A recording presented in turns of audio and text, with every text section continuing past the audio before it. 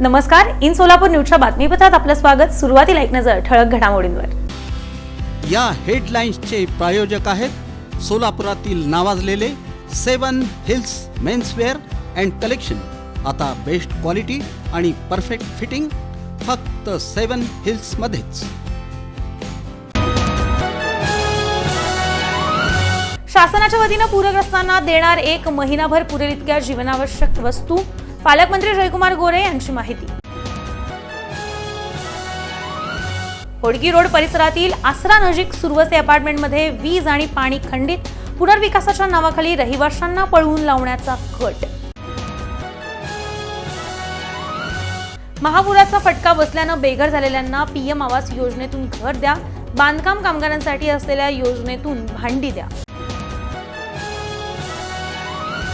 अभिमानश्री भागात मोठ्या प्रमाणात पाणी शिरल्यानं रहिवाशांचे हाल। आमदार विजयकुमार देशमुख यांनी रात्री लगेचच केली पाहणी।